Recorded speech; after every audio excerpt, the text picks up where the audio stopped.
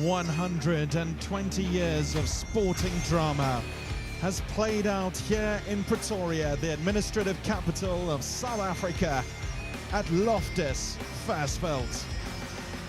It's the location for today's round 2 clash between the Springboks and Scotland of the Nations Championship in the city of Tshwane. Tshwane means we are the same, and that is a theme that runs deep in the Springboks. Stronger together. This is your free audio commentary on the Springboks YouTube and Match Centre. I'm Alex White. It's an absolute pleasure to be with you this evening in South Africa and wherever you're tuning in from around the world. Thank you so much for joining us and being a part of this show with your friends and family. It's free to listen to wherever you are on the planet. If you know anything about me outside of broadcasting, I'm a referee. So today this commentary might be a bit different to anything you've heard before in terms of the explanations of the refereeing decisions and the laws. Hopefully we can help educate you then and help you understand things as we go on today.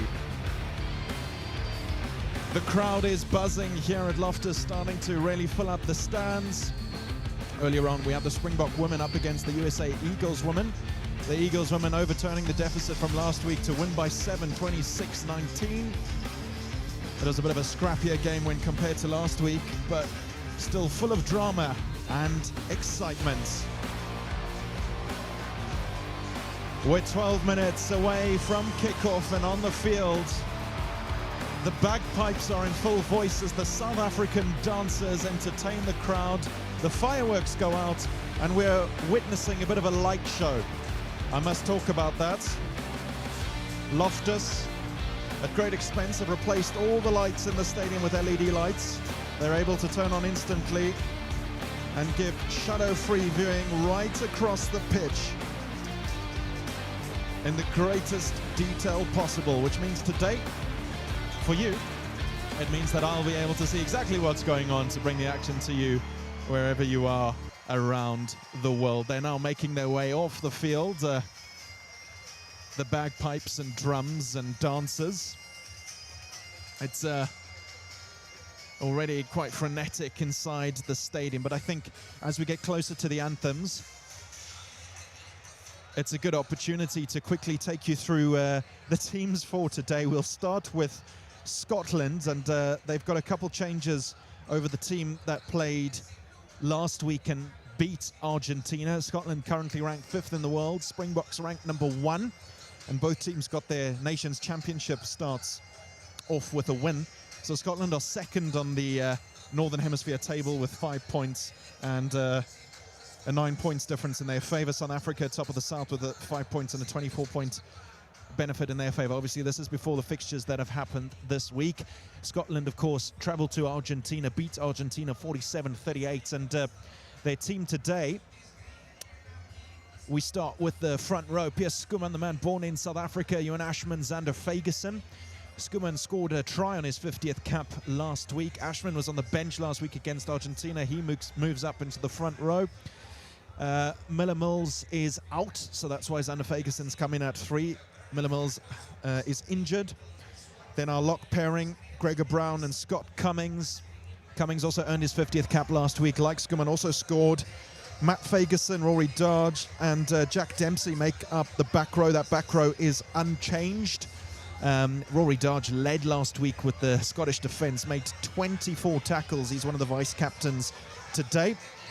Then our back line, Ben White will be pulling the strings, the Toulon number 9.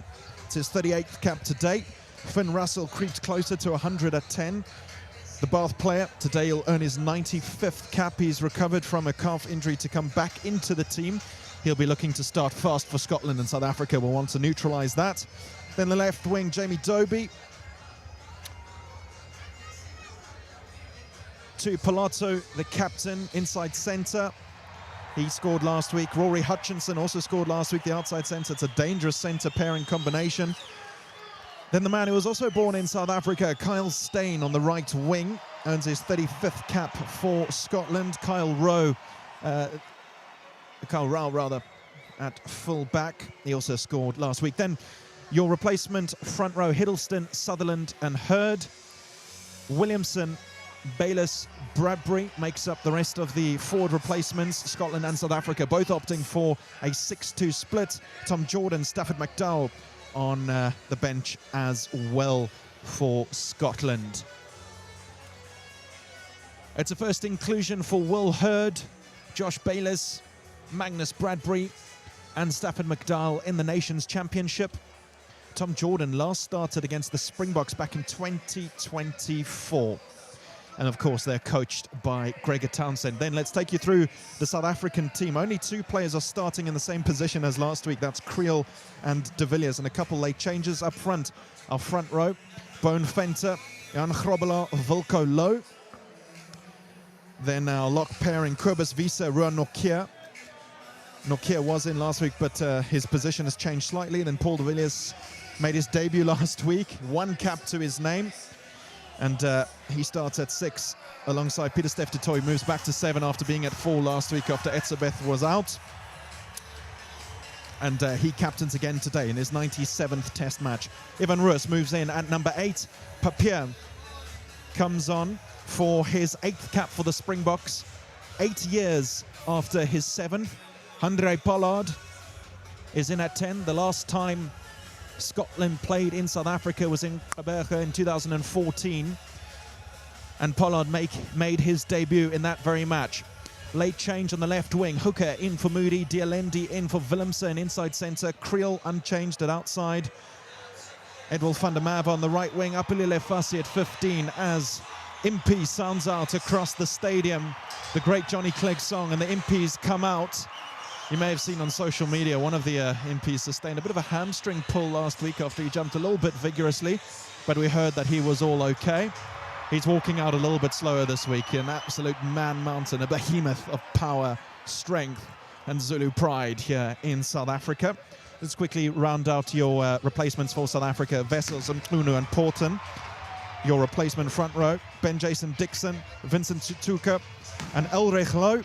The other forward replacements, Sutuka gets his 2nd South African cap to date. Grant Williams is on the bench alongside Quan Horn in that 6-2 split that Rassie Erasmus has gone for. It is worth mentioning that Rory Sutherland, if he comes on for Scotland today, will earn his 50th cap. But those are your teams. They've never met here at Loftus, although Scotland have played at Loftus in a tri-series a couple of years ago against Italy, and then back in the 95 Rugby World Cup. They've never, ever beaten South Africa on South African soil. They've played 6 times. They've only lost twice, the Springboks, to Scotland in the professional era. As Pieter-Steph du Toit leads them out now onto the field to rapturous noise here at Loftus. The ground's 120 years old and it's full to the rafters with thousands of rabid South African fans. And from my commentary position just next to the coach's box, I can see maybe 2 Scotsmen and women. But they had a good performance in the Six Nations. They beat Argentina in Argentina next week, so they are certainly a threat as we stand and await the national anthems. The only time the teams have ever played on the Highveld was in Joburg in 2003, pretty much before I was born, which the Springboks won 28-19. And 9 successive test matches have gone the way of the Springboks since 21-17 at Murrayfield in 2010. So, as Ole Ole rings out in the stadium from the Loftus crowd, it's pretty clear that the pressure is on Scotland. The lights have gone out all around the stadium except to light up the players.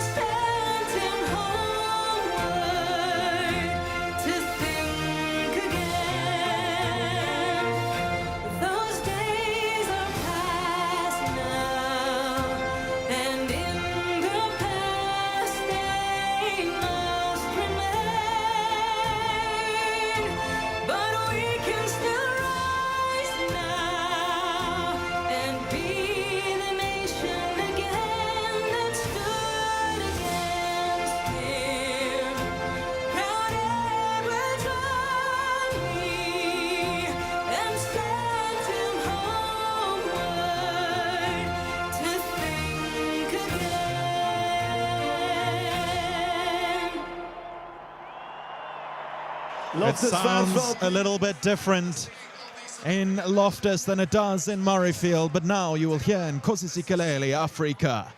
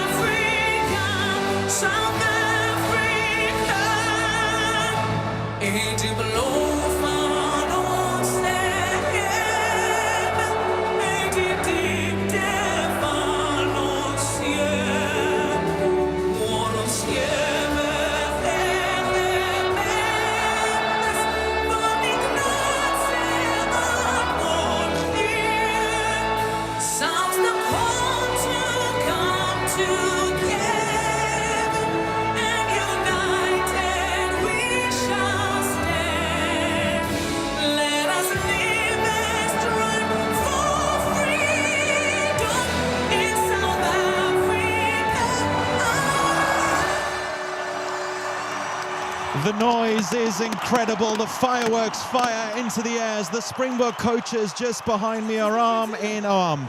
5 out of the 12 national languages resplendent in the prayer and indeed the anthem. Nkosi Sikeleli, Africa. The power of 60 million voices. United, we shall stand. Those 60 million voices are represented van die klein plattelandse dorpies soos Grootdrink buite Appington, van die Noord-Kaap, die Vrystaat en die Parel, from the southern suburbs of the Cape and the Midlands of KwaZulu-Natal, and Basuku, Sweden, Nase, New Brighton, Babetlela, Isaac Wolfson Stadium, KwaZulu, Berga.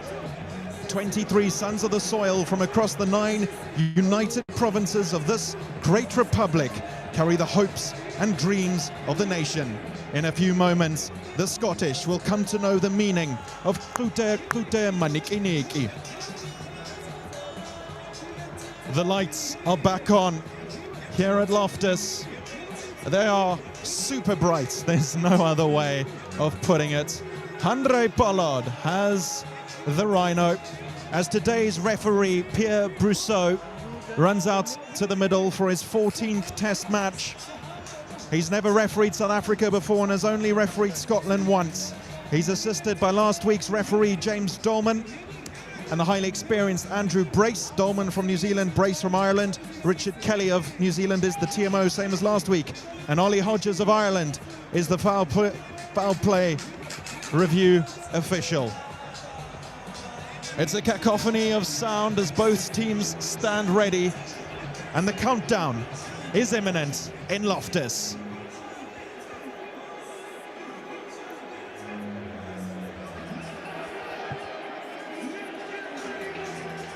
Pierre Brousseau, the referee of France, is awaiting the countdown, and now it comes. 5, 4, 3, 2.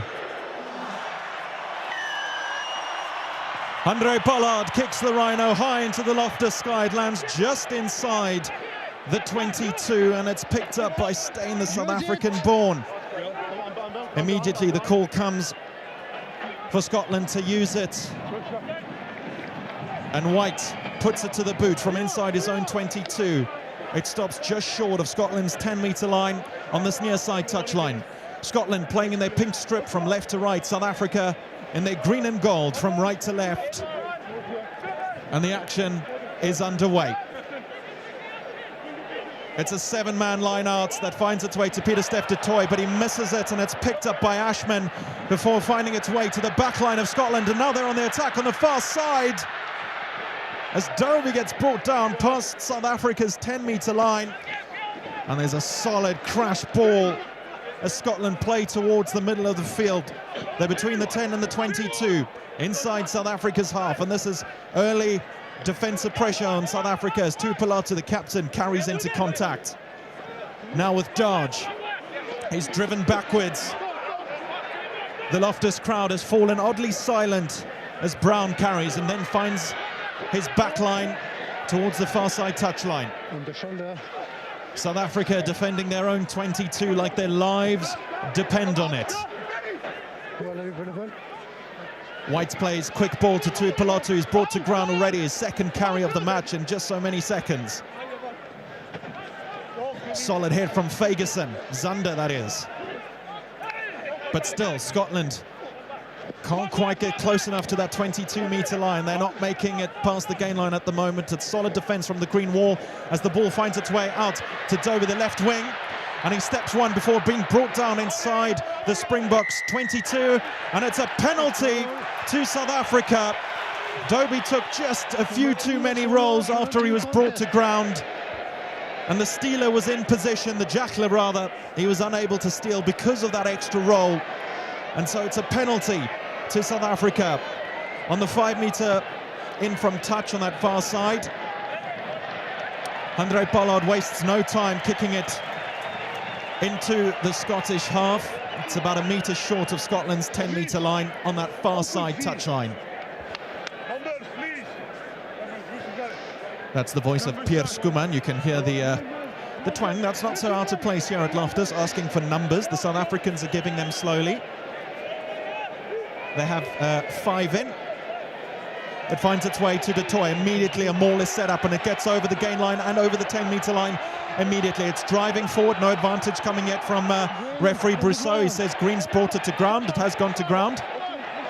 It's a slow ball for Papier, but eventually he gets it out and finds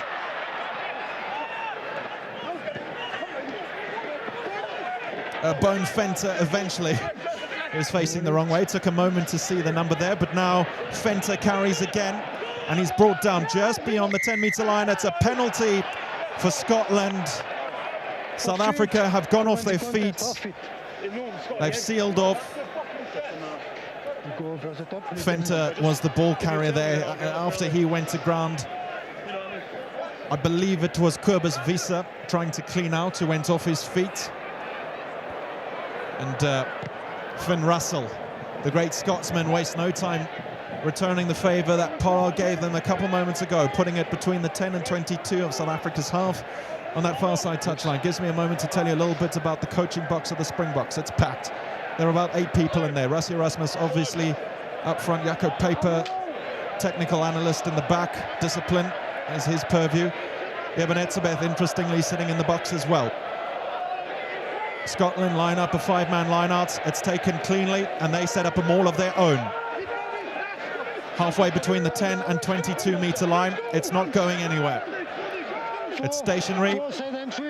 Pierre Brousseau is playing advantage. South Africa have entered from the side. That's Kobus Wiese again as Tupilatu crashes up the middle of the field. They're just outside the 22. It's a little chip over from Finn Russell. He's looking for Carl Steyn, who knocks it on in a good contest with Apelile Fasi. And we'll come back for that advantage at the maul. It's Kobus Wiese picked up again, entered the maul from the side. It's only his third start for the Springboks. In front of the last man. Jasper Wiese played last week, building a bit of a dynasty, the Wieses. They come from Grootdrink, small town outside Uppington in the Northern Cape. Apparently it's the wine capital of Uppington, well, of the Northern Cape. In the meantime, Finn Russell has put the ball on the 5-metre line on the far side touchline, so they will set up a maul now. The momentum so far in the first 5 minutes has been with Scotland. No scores yet. Ashman feeds, but it's stolen. There is a knock-on in the air, but first settlement, no straight. All right, no so straight leading to a knock-on, no straight. The reason Pierre Brousseau stopped that, so the ball wasn't straight, and you'd think you'd be able to play advantage, but it was knocked on by South Africa. in the air, so we can't play on. But it is still South Africa's scrum. They've opted for the scrum because, of course, they have. First, not straight. So the first infringement there is that it was thrown into the line-out not straight by Scotland, and then you have the option of having a line-out and then you get to throw in, or having a scrum. Of course, South Africa will choose to have a scrum. Venter, Grobbelaar, Low up against Skuman, Ashman and Fagerson. 4 South Africans in the 2 front rows. South African born, I should say. Pierre Skuman very much a Scotsman for team and country. The scrum's 5 meters off the Springboks' own goal line, 15 meters in from touch from the far side. Ambrose Papier feeds. It finds its way to the back quickly, but the Springboks get a shove. It comes out before they can win the penalty advantage, and Papier kicks it deep into the Scottish territory. Looks like the line-out is not quite as deep as I thought it would be. It's just outside the Scottish half. It was a good kick, though. He was under pressure on his own goal line, and it's a good clearance. Line out to Scotland, 5 meters inside the Springboks territory on the far side. It's taken quickly to the front and finds its way to Russell and then to Pilotu. Looks to crash ball again, but it's well brought to ground by the South African defence. They're still outside the Springbok half, Scotland. White to Hutchinson. He takes contact. And they're still outside the half. White sends it back to Russell onto his 10-meter line, who puts it into the air. It comes off the boot sideways slightly. It's a contest between Steyn and Edwin van der Merwe. Steyn knocks it on in the air, so South Africa have knock-on advantage on their own 10-meter line, 50 meters infield from the near side. The crowd roaring for an offside there. I genuinely think Papier was just a bit slow, though. And there's confirmation. The only advantage is for the knock-on. Papier, slow now, finds its way to De Toy. He's brought down just short of the Springboks' 10-meter line. Papier shapes for a box kick. Bonefenter comes in to support. Ulrich Low in there as well. Volker Low, rather. It's a box kick high in the air. It's missed by Dempsey, and now the Springboks had a bit of a chance there as well. Missed that up and under, but it bounced favourably the Scottish, eventually picking it up just outside their 22. And surely Finn Russell will look to clear now. They're about 20 metres infield from this near side touch line, just outside the 22. White puts an up and under of his own. Pollard's underneath it. He contests with Steyn. It comes up on the side of Pollard, as the crowd will tell you. Papier finds Grobbelaar. Brought down just inside the Scottish half. And then to the boot of Fussy. He puts it up towards the far side of the field. It's contested well, hit backwards by South Africa, but picked up by Scotland, who is standing to clean it up. Russell. And then Rowe looking for Carl Steyn on this near side touchline. He has to play infield a bit. He was very close to being in touch there. He's brought down on his own 10-meter line, just inside the field of play. And there's a huge hit on Fagerson, brought to ground outside his 10. Ruck now, run away. And a slightly slower ruck now for White, who's going to box kick. Ruan Nokia attempts the charge down, but isn't there. Pollard's underneath this with Steyn. It bobbles in the air, but comes up again on the side of Pollard, who's been immaculate in the air so far. It's picked up by Ruiz, who drives towards the Scottish half, but the Springboks now just inside their own half, carried and then ripped in contact, but it was ripped after the tackle was made, so that's a penalty to South Africa and a good release of pressure that had been building. And tackler on the wrong way.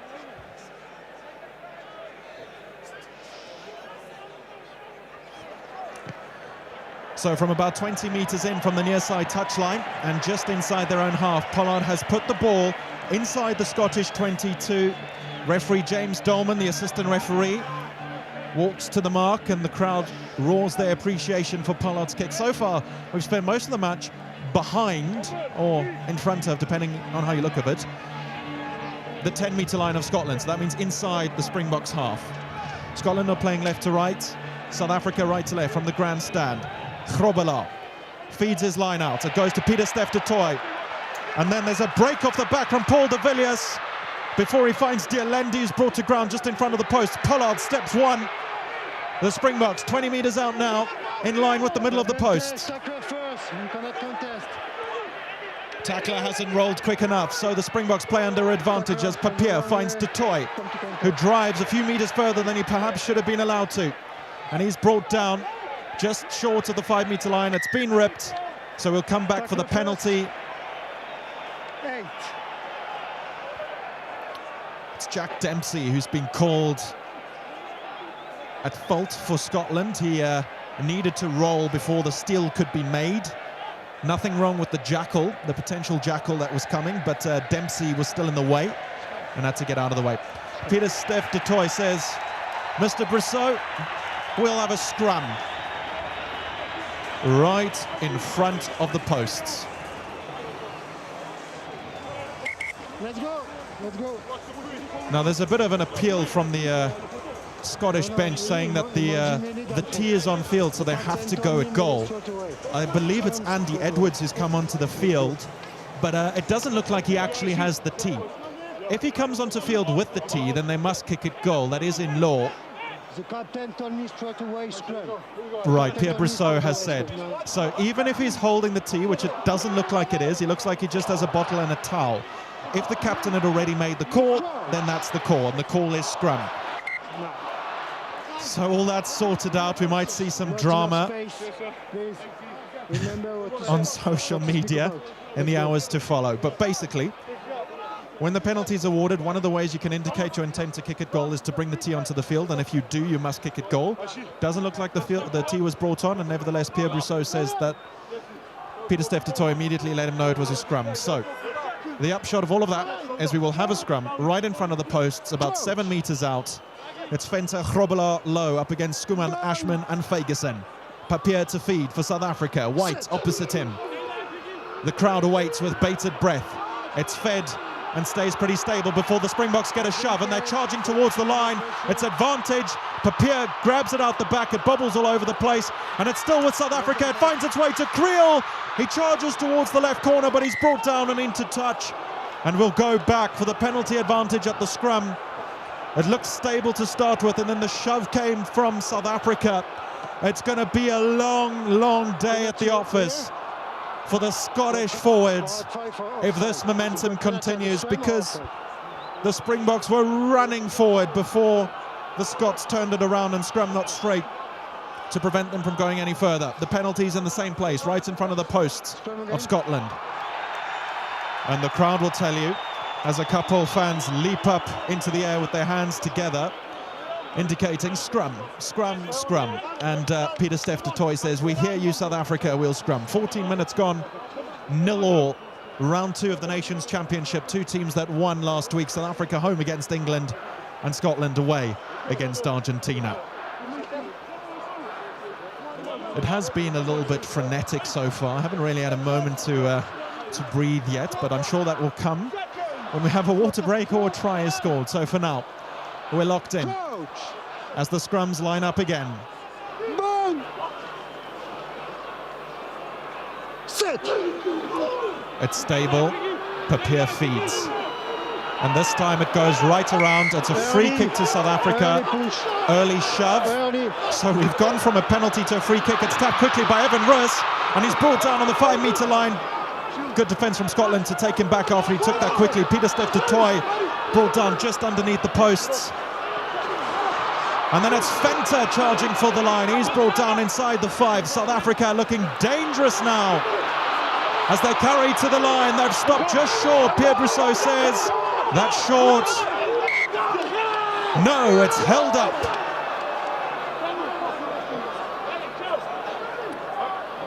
I'm not sure there's going to be a discussion here. I think it was straight away held up.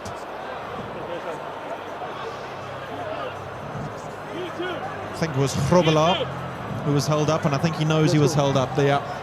No TMO intervention necessary from Ollie Hodges or Richard Kelly. Finn Russell has the rhino. It's a goal line dropout. He sends it towards Handré Pollard standing near this near side touchline, who finds Evan Roos, takes contact. Brought down by Skuman. Papier plays quickly. Finds Wilco low. They're playing towards the far side touchline now. South Africa, and it's a pick and go from Papier. He finds a gap. He has one to beat, and he's through. He'll score under the posts. Ambrose Papier scores his first try for the green and gold. 8 years after his 7th cap, he scores for South Africa.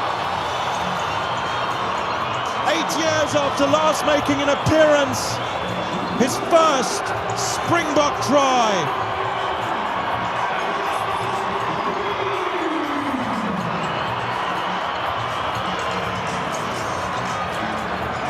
Stand on me, on the post. Thank you. Well, Andre Pollard is kicking for goal. He's got 20 seconds left to make the conversion. 17 minutes into the match, it's 5-0 to South Africa. He has absolutely no trouble with that. Against the side he made his debut against, Andre Pollard slots his 125th conversion for South Africa. A nice stat there for him. Ambrose Papier picked it up from the base of the ruck. He had one to beat, just stepped outside, then inside, and ran round that final defender row and ran around the left hand uprights and scored. Russell gets us back underway. It's going to land inside the 22. It's taken cleanly in the air, and he's off at a charge. And he's still going, Kobus Wiese. He caught it in the air, landed, ran, and now it's with de Villiers. They're inside the 22 of Scotland, and the pressure is on as it finds its way to Fanta. He's brought down near that far side touchline, but Papier plays quickly. And South Africa are 5 meters out again as Wilco Low takes contact and the Springboks bring it back towards the posts. Ruan Nokia to ground just in front of the posts. Finta just short, right in front. There's a carry from Paul de Villiers, about a meter short of the line. And it all slows down as Papier goes quickly. And now it's only centimetres short, South Africa. Evan Roos goes and he's over!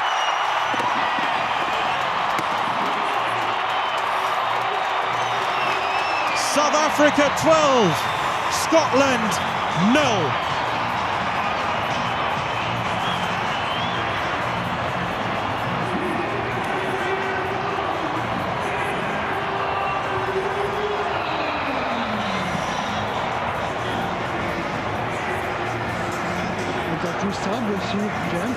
It all came from the restart when Kobus Wiese caught a ball on his 22. He was held aloft in the air, and as he was brought down, he was sort of brought down with momentum forwards, and he just charged through and made it all the way to Scotland's 10-meter line.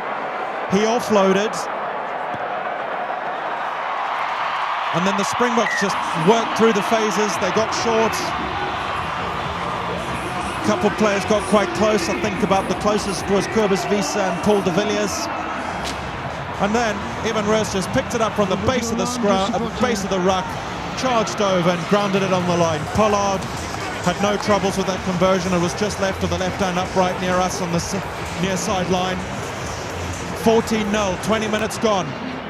South Africa 2 minutes ago were 0. Now they're 14. The kickoff finds its way near that far side touchline again. It's brought down on the 22. South Africa safely with possession. They're inside their own half. Papier looks to box kick, and he does. Hooker gives chase.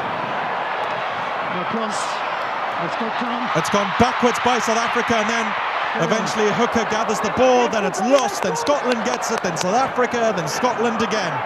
It's a bit messy, but it ends up in the hands of Rao, and he's charging towards the Springboks line. Halfway line, he's brought down.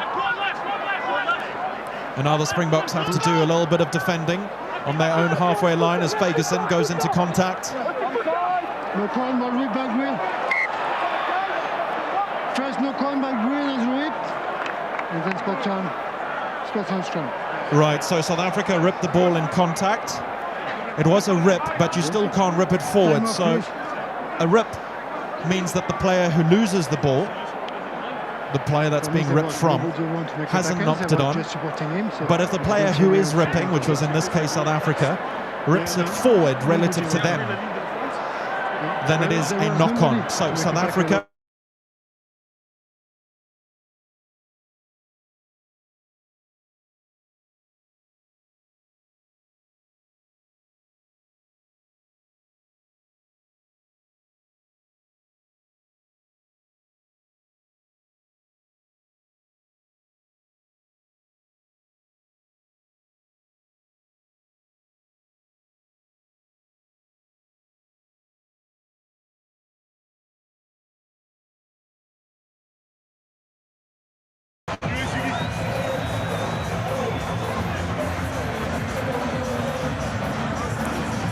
It's worth noting that Scotland also finished third in the Six Nations.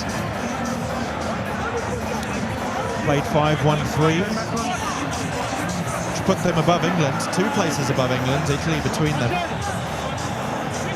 And so, in theory, this should be a tougher match for the Springboks this week, and they made 10 replacements, so it is an interesting one. So this is Scotland's first scrum feed of the match, just inside their own half,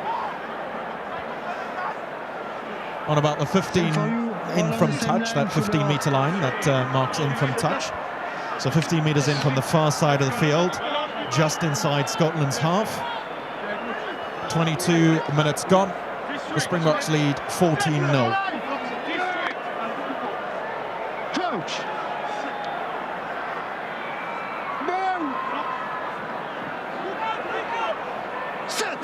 It's a solid hit from the Springboks. It stays still, and now the ball comes in. It's not going anywhere. The Springboks get a shove on the far side, but the ball's out before they can manage. It finds its way to Tuipulotu, and he breaks a couple tacklers, makes it all the way to the 10-metre line.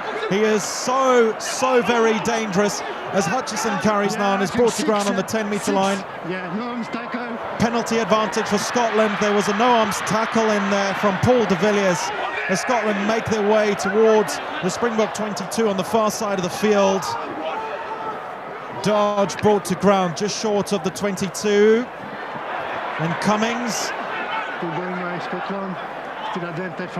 White to Pilotu. Dobie brought to ground just in field from this near side touchline as White finds Brown. Brought down just short of the 22, still playing under advantage Scotland. It's a strong carry from Piers Skuman, but he's brought down short of the 22 again. Tuipulotu inside for Kyle Steyn, who breaks into the 22 now, rolls his way past the defence, and Skuman carries again. 15 metres out now from the Springbok line, Scotland in line with the posts. Springboks have to scramble into defence as White surveys his options and plays it towards the far side touchline, and it's brought down on the 5-metre and into touch. Pierre Brousseau says we will go back for that penalty advantage. It's quite a long way back outside the 22. Number 6, no arms. It's quite far back, I'll be honest. But it is on the South African side of the 10-metre line. Okay. No, Pierre Brousseau is walking. Yes, no, it's just 6. On the South African side of their own 10-metre line. And Finn Russell looks for touch. While the defence did let them get all the way to the 5-metre line, it did bring Scotland into touch, so that's commendable from the Springboks. Felix Jones having a good look in the coach's box at those replays, analysing. Urban Etzebeth with glasses on, an unusual sight also in the coach's box. The line out just inside South Africa's 22.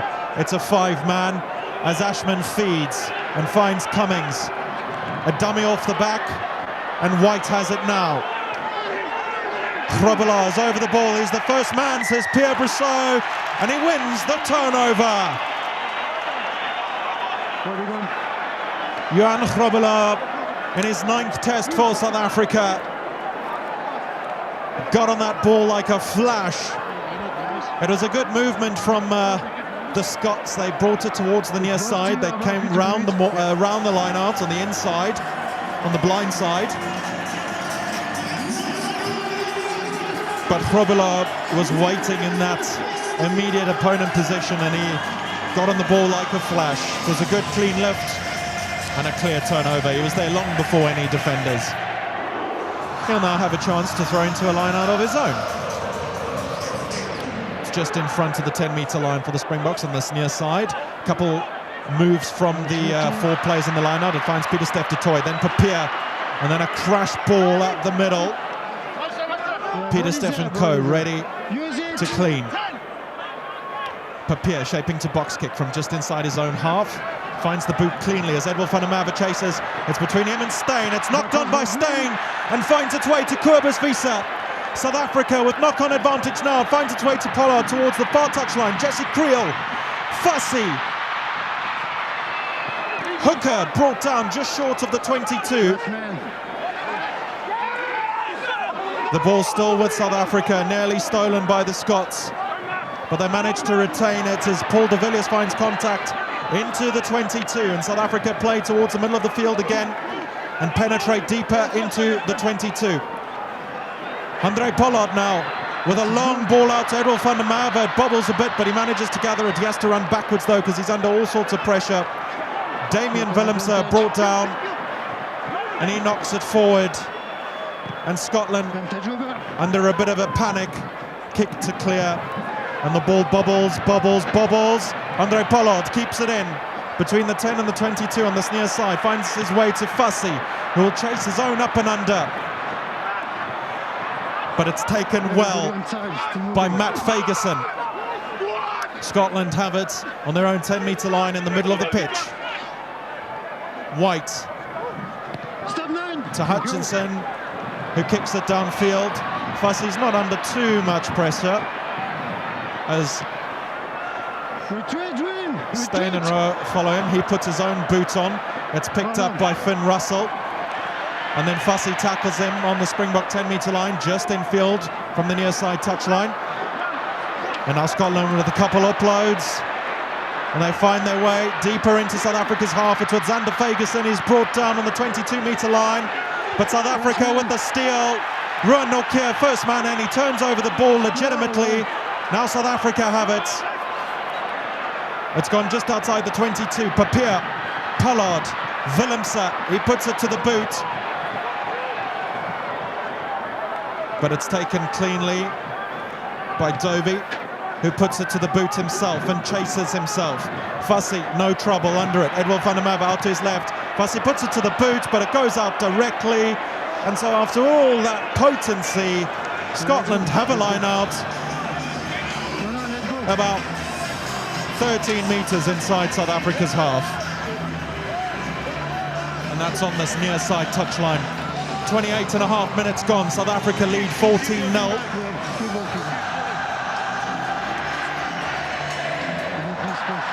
The Loftus crowd resplendent.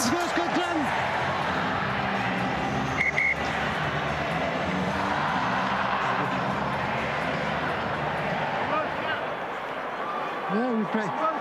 For we play.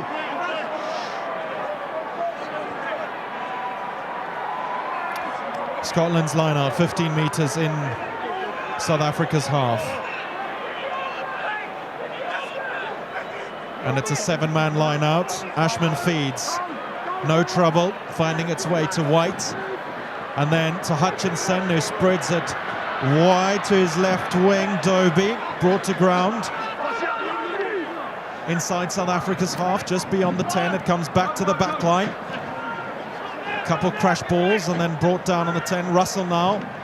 Long looping pass to Steyn, who has to step inside from this near side touchline. He's brought down by Pieter-Steph du Toit, and then Matt Fagerson takes contact. Scotland playing with advantage now. One of the South African players played the 9 illegally as Hutchinson finds contact. It's been knocked on, so we'll come back for that penalty advantage.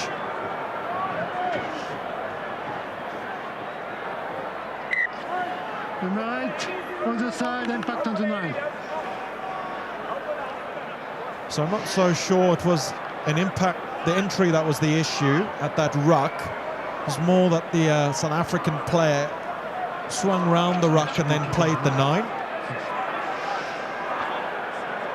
We didn't get a number from Pierre Brousseau, so not quite sure who he's upset with. But Finn Russell has put the ball into South Africa's 22, 10 metres out from the try line. On this near side touchline, Scotland playing left to right in pink. South Africa in green and gold, 14-0, 30 minutes gone. If you're a receiver, 2 meters. It's the full 7-man line-out from Scotland. 6. So he's good. So Becomes a 6-man line-out. Both players drop out from both sides, so no problem. Ashman feeds, the maul sets up straight away. It's a little bit slow at first, but then it finds renewed pace and slows down just short of the 5-metre line. Pierre Brousseau says that's once Scotland, and South Africa managed to push it back. And Ruan Nokia tries to get his hands on the ball, but he's called off it. White decides to get it out. It finds its way to Tuipulotu, and then Steyn. And now it's Hutchison brought down just short. Finn Russell darts his way closer towards the goal line, just to the left of the left-hand upright, about 6 metres out. As Brown crashes towards the line, he's brought down over the 5. And it's been knocked on by Ashman. It was popped up, he went to gather it, and it's been knocked forward.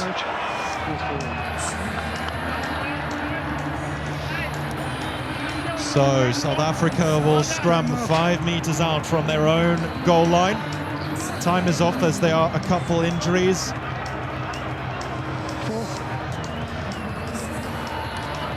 Rowe for Scotland is down, receiving some attention to his right knee, but he's back on his feet now, so it looks like he's okay. And yes, I think we are moments away from having the scrum. It's on South Africa's 5-metre line, about 4 metres closer to this near side touchline than the posts. But South Africa having to make a substitution already. And I believe that's one of the injuries we were concerned about. I'm going to get you absolute confirmation on who's gone off and who's come on in a moment. It's Kobus Wiese who's come off after he was enormous earlier on in the lead up to South Africa's second try.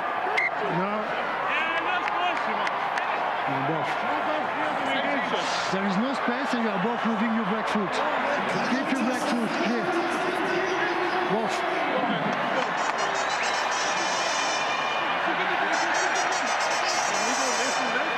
It looks like Pierre Brousseau is losing his temper a little bit with the scrum.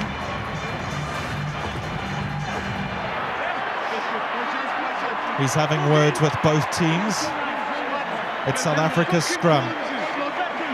Slightly nearer our side than the middle of the posts, the near side touchline. It's about 3 metres away from the posts on the 5-metre line. Ambrose Papier to feed for South Africa. And it's a solid scrum, but it collapses on the far side. And South Africa penalised. Scotland win a scrum penalty. Pushing down. Volko Low penalised for collapsing the scrum. He looks shocked. The coaches in the box are analysing their replays. I can't actually see Don Human, but I imagine he's having a good look at his screen as well.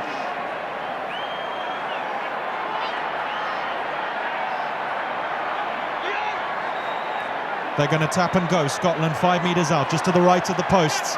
Off the boot of White to Tuipulotu. He's brought down just in front of the 5-metre line, and Scotland tried to set up a more midfield.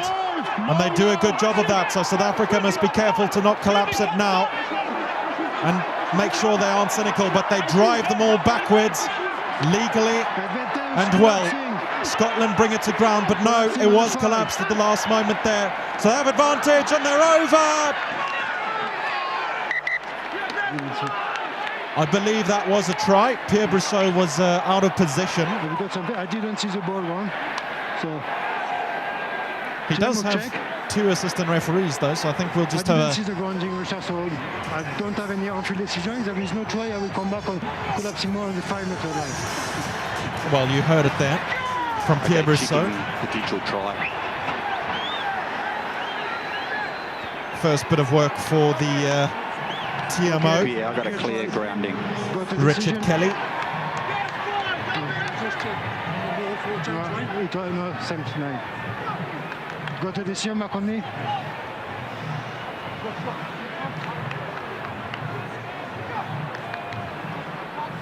Okay, clear try.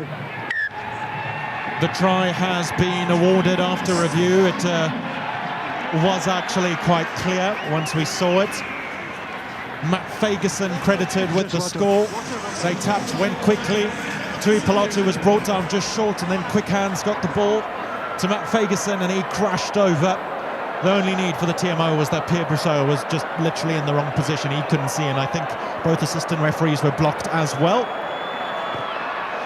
Finn Russell has no trouble with the conversion kick. So it's 14-7, 35 minutes gone here at Loftus. And Scotland have been looking dangerous. They've been attacking potently.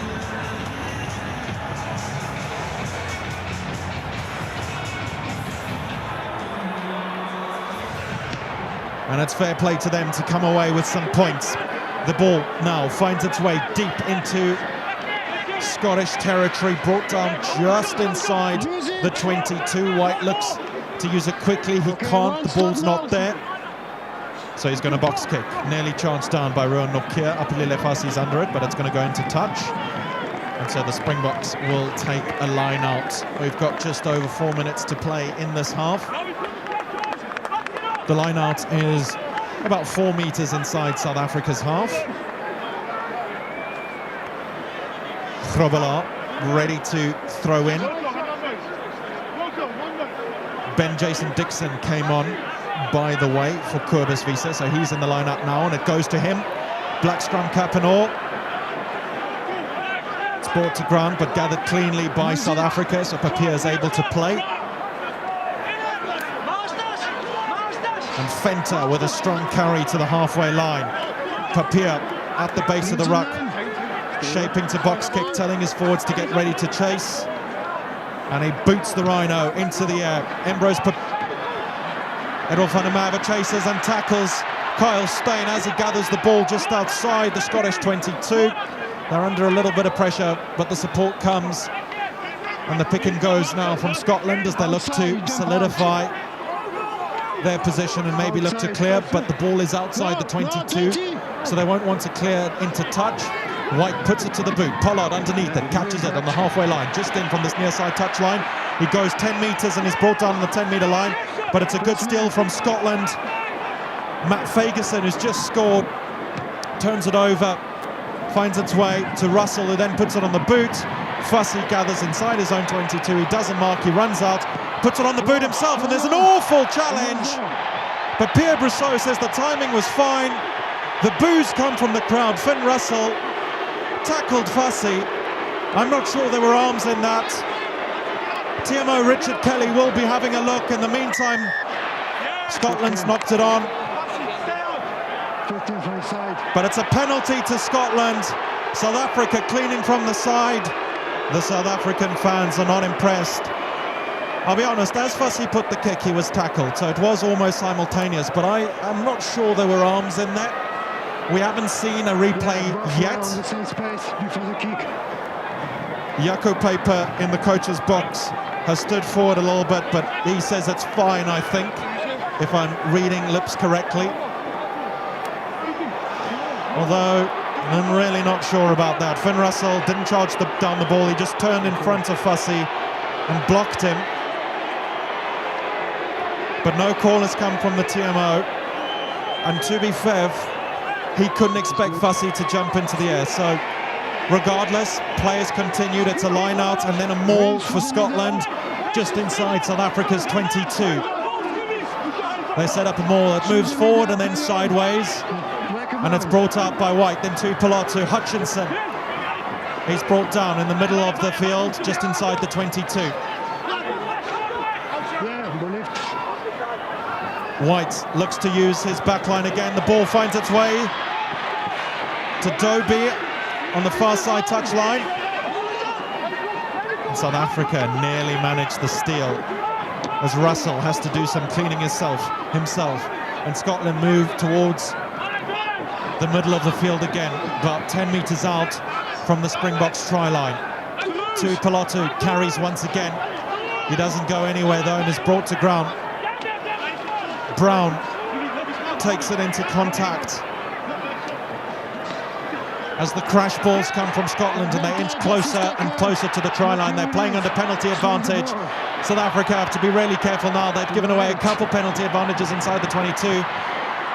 Russell under all sorts of pressure. He goes outside the 22 and then Tua Pilotu goes through. He's on his own and Ra is inside him. It's a bit chaotic from the Springboks. They managed to push Finn Russell outside the 22. He offloaded to Tui Pilotu eventually. He then just had to step through a couple defenders. There was one defender in front of him, took him to ground. He offloaded to Rowe, who will score and did score under the posts. The siren will sound now in Loftus and we will go to half-time equal at 14-all. Rassie Erasmus asks his assistant, is that full time? And they say yes. It's an easy conversion for Finn Russell. And it's half-time. Wow. Okay, a lot to unpack there. Social media will probably be lit up by that challenge of Russell and Fussy. I think it's an interesting one. Russell didn't actually try and charge the ball.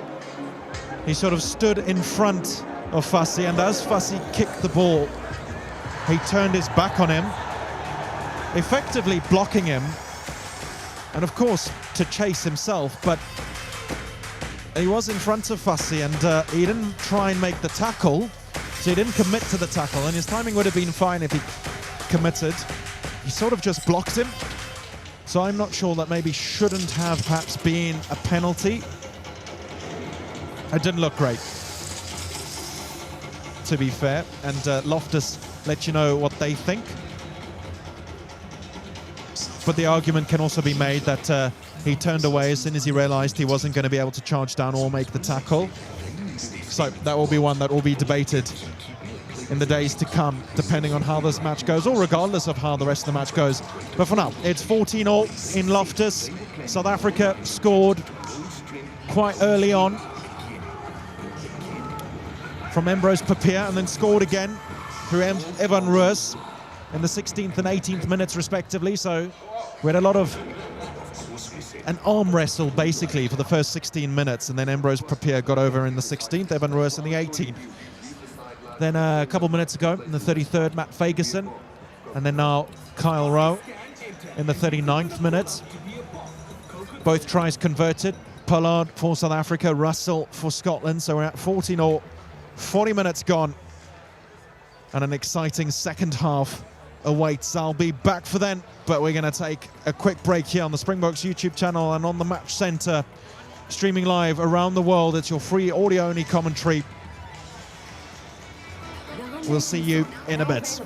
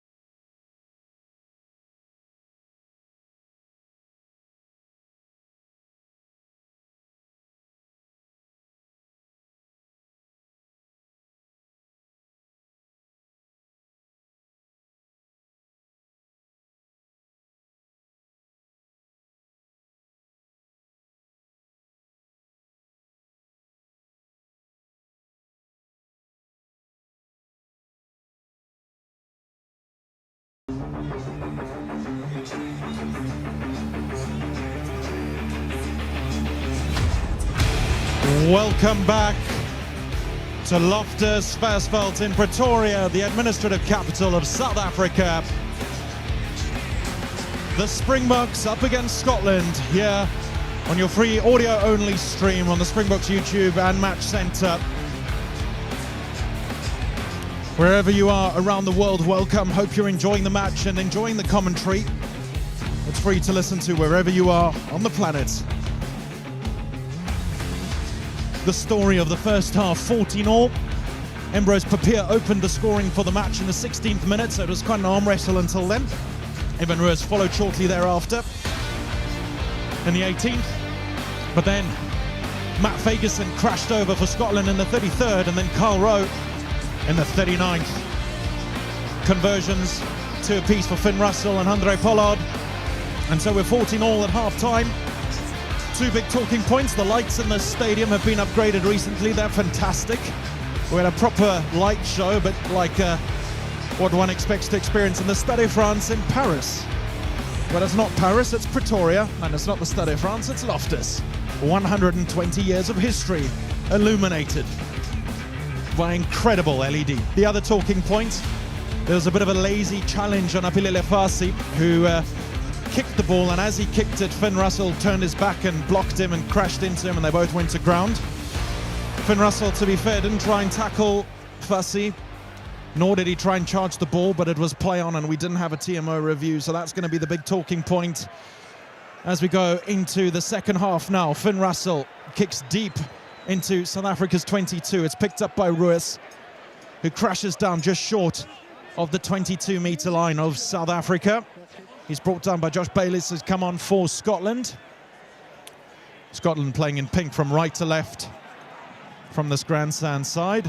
South Africa in their green and gold. A big tackle from Ethan Hooker, but the ball gets away from Dovey to Finn Russell.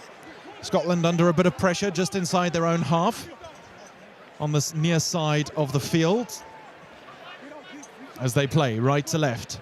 The Springboks left to right from the grandstand. White shapes to kick, and he does. It's a nice box kick, goes deep. Pollard's underneath it. He has no trouble taking it. Hutchison tackles him, and then it bobbles forward. The play goes on, and Finn Russell kicks for the corner, but the penalty has come as Scotland were offside when they stole that ball. I thought it looked a bit suspicious. I apologize for taking a moment just to check exactly what had happened there. But now, since the play continued, the ball's taken quite a long time to find its way to Andre Pollard. The penalty is about 12 meters inside South Africa's half, 15 meters in from touch. Time is off, and we're having a TMO check. At the work on the 40-meter line, please. You're going to look at 20 green here. So we're having a look at Ben Jason Dixon. Okay. We are in front of the screen. I'll be honest, I didn't notice anything suspicious. They're looking at a dangerous clean-out.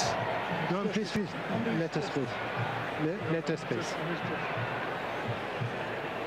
Nothing yet. It's a bit of a messy ruck.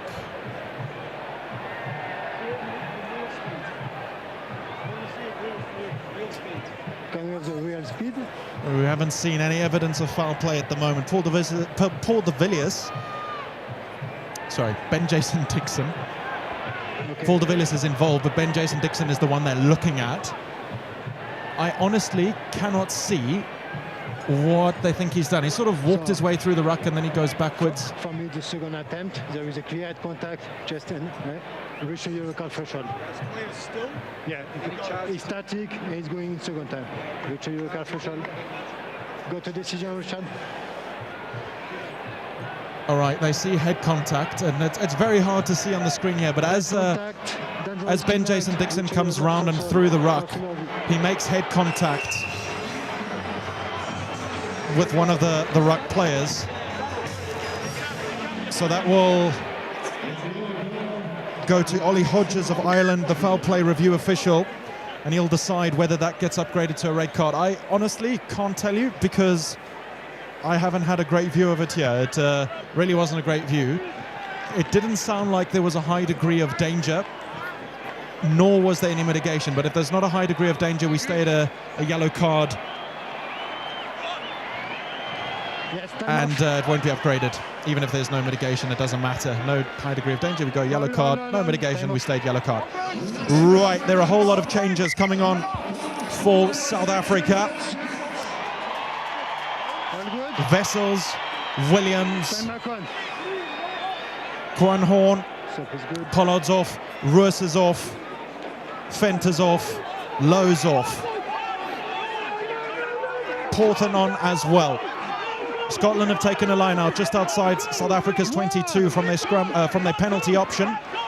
It's just made its way into the 22 now after the stop once call came, but there was a collapse. So now Scotland get to play with freedom in the back line, and it finds its way to Rowe, and then to Kyle Steyn on the right wing. As one to beat, he's brought down on the 5-meter line, and Scotland are looking dangerous. They're deep inside South Africa's 22 now, attacking under advantage. And all the pressure is on the Springboks. There's Tuipulotu now on the outside. Gets brought down just inside this near side touchline. On the 5. The rule comes from holding, but nothing given. Bayliss carries into the 5, still playing advantage for the collapse. Pierre Brousseau says, right, we'll go back for the collapse. It's just inside South Africa's 22, about 14 meters in from the near side touchline. The score is 14-all, 43 frenetic minutes gone.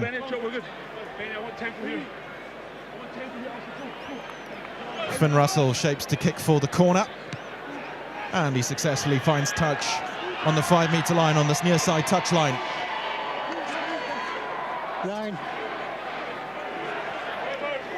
The various replacements are on for South Africa. They will have to defend this full maul. The line out is set up. The maul comes. The use once comes as well. It sort of goes sideways and then slightly forward again, and then Scotland break for the line, and it's held up. You'll hear the crowd roar with appreciation. Grant Williams has just come on, the smallest man on the pitch, holds up over the goal line, and Scotland are denied. Relatively calm faces still in the South African coaching box. Eben Etzebeth with his glasses on looks still quite calm. Nothing that 4-time world champions can't deal with. A little bit of pressure at home. The goal line dropout is taken by Pollard. It finds its way onto the 5-meter line, gathered by Pieter-Steph du Toit. Goes backwards and he holds onto it. And then Ruan Nokia makes a break up the left-hand touchline before he's tackled. He kicks it downfield. Couple players in chase, but it ends up with Scotland again. And then put to the boot of Dobie, picked up by Hooker. And then Paul de Villiers puts it on the boot for Damien Willemse, who's taken into touch on this near side touchline. And their players playing out of position all over the park. Ruan Nokia made the break. He went 30 meters upfield before he was tackled on the far side. Then he had the presence of mind to put it on the boot. Eventually, it found its way to Hooker. And then Paul de Villiers. So the locks feeling like centres. It looks like Ethan Hooker is going to have to go off for a blood injury though. So this may cause a bit of a rotation in the back line of the Springboks, because they've brought on Williams and Quan Horn, their two backline replacements. Because it is a head injury though, a player who's been tactically subbed off may come back onto the field of play. So even though Handré Pollard was taken off, he may return to the field of play, which he now does in place of Ethan Hooker. He has a little over 10 minutes to have his HIA to determine whether he can come back onto the field. So we'll wait and see how Rassie Erasmus orchestrates the backline now with Pollard back on. Will he go back to 10? Will Quan Horn play somewhere else? Or Apelile Fassi move somewhere?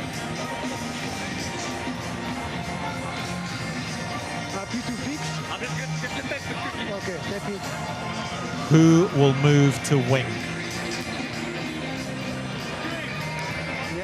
It looks like Apilele Fassi has moved to the right wing. Damien Willemse has moved to full-back. Andre Pollard moves to inside centre. Jesse Creel still on outside centre. Edwil van der Merwe on the left wing. So a whole lot of movement. Let's listen in. Okay. We've got a decision from the bunker. Yellow card, remain a yellow card. Glancing contact, no high level of danger. Remain a yellow card. To be honest, remain a yellow card. if it's a glancing contact and it's low degree of danger, then it shouldn't really have been a yellow card in the first place. I just think it's how Pierre Brousseau's explained it. I think it probably is enough of a degree of danger to meet the medium threshold, and so the yellow card threshold. But like I said, it will remain a yellow card, and it has. Fassi on the right wing, Willemse back at full-back, Edwil van der Merwe on the left wing, Pollard outside centre, Quanon at 10. Scotland throw into the line-out on their own 22 on this near side touchline. They set up a maul. It's well defended as the Springbok backline charge up. Ruan Nokia is called out and he abides. 21, you have to move away. But South Africa win the penalty.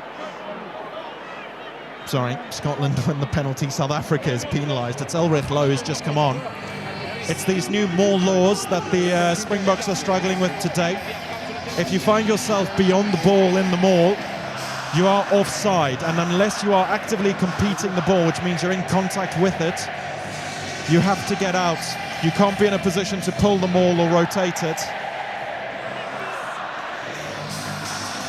And that's what the Springboks have been falling foul of. Now Rassi's busy shouting loudly into his microphone, takes a sip from his Coke Zero.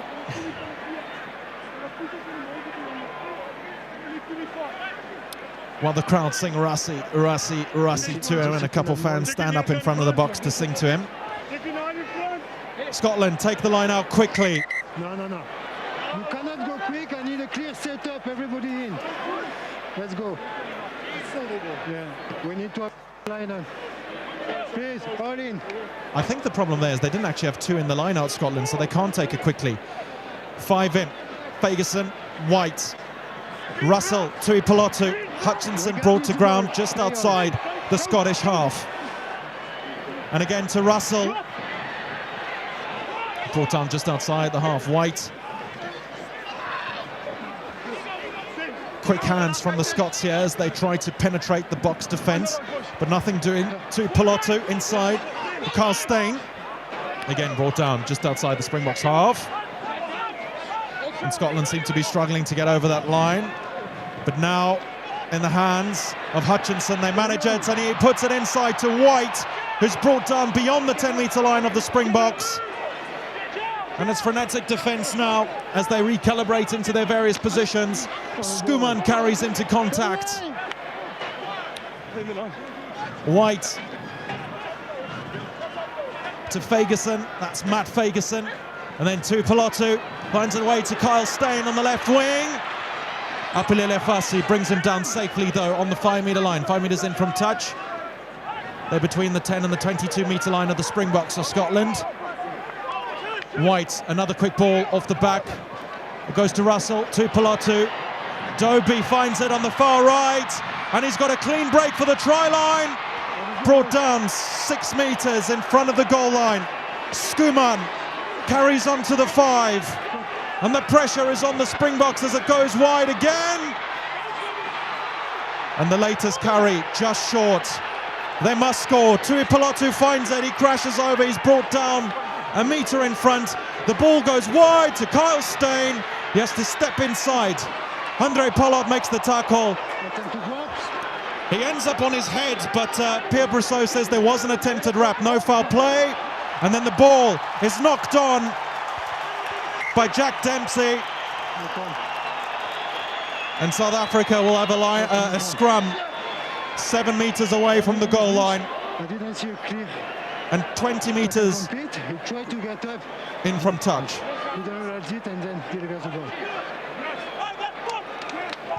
So they're 20 metres in from this near side touch line. about 7 meters in from the goal line. So I'll be honest, if earlier on in the match Finn Russell's block on Apelele Fassi was deemed to be play on, then this absolutely has to be. Not because they're similar events, but because there's a complete lack of intent of causing either of the incidents. Although South African fans will argue that Finn Russell knew exactly what he was doing. South Africa.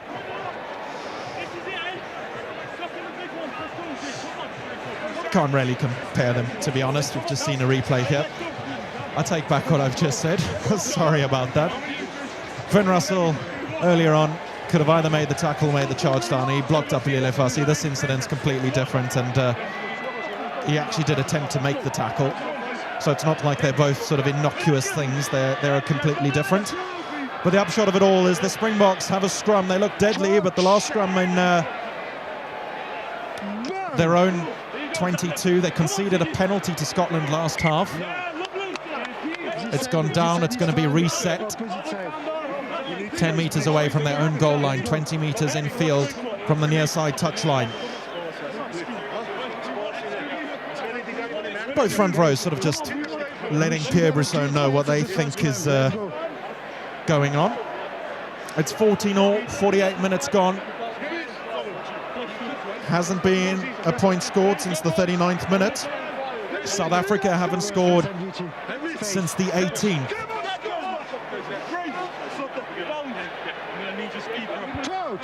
If ever they had a chance to do something they've never done on South African soil and haven't done at all since 2010, Scotland look poised.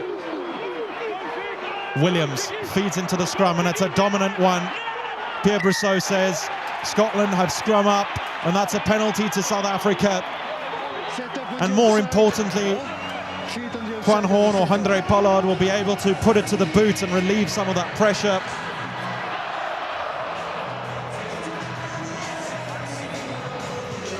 It was Pierre Schoeman on the loose head position who was penalised for standing up under the pressure. And I'll be honest, in the first half, the Springbok scrum was completely dominant. They were running forward, but then they did concede a penalty in the final scrum of the last half.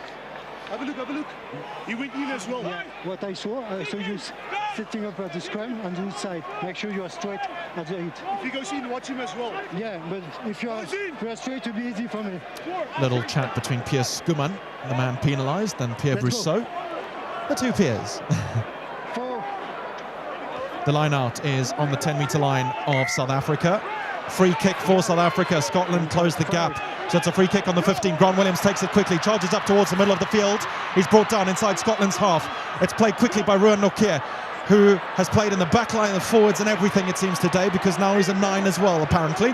And now he gets stuck in with cleaning. South Africa on Scotland's halfway line. Williams shaping to box kick. He manages to get it out, though, because there was some good contest coming from Scotland. Use it. Williams takes his time now, shapes to box kick, and this time it's a lot safer. He gets it up. It almost goes sideways, but Apelele Fassi is there, and he gathers it before knocking forward on the 10-metre line of Scotland, near the far side touchline, and so Scotland will have a scrum.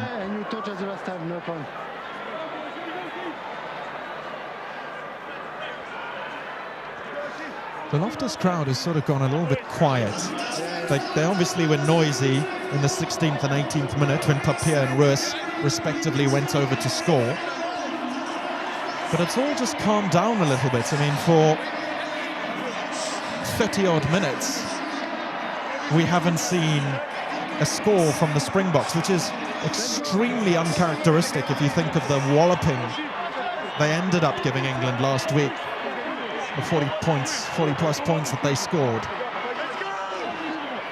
Last week, Scotland scored 47 against Argentina, conceded 38.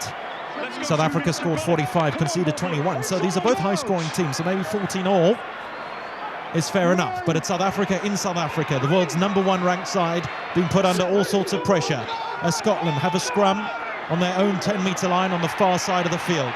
The scrum collapses, but the ball gets out, and Grant Williams manages to gather it at the back of Scotland's scrum. He was very quick on it there, and then loses it in the ensuing drama. So Scotland do have the ball, but there are no advantages to speak of as Brown takes contact. Scotland just behind their own 10-metre line as White shapes, box kicks, and the chase is on from Steyn and Co, but Fassi has absolutely no trouble. The weekend special he is, and now South Africa look to spread it. They're brought down on their own halfway line. Horn, Willemse, Kriel, and then Edwil van der Merwe puts it on the boot. It bounces into touch. About 5 metres in front of the Scottish 22-metre line.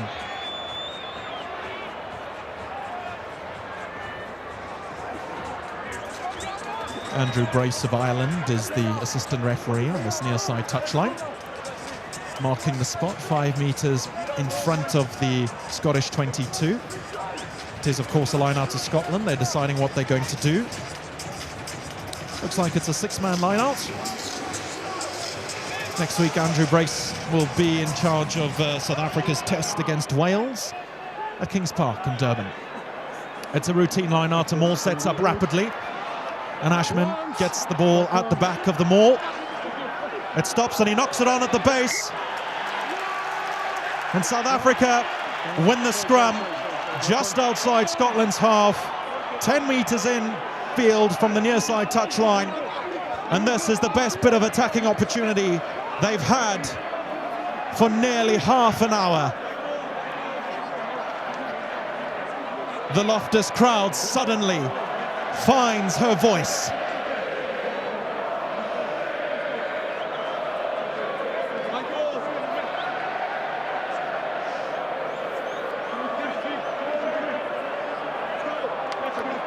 It's the changed front row.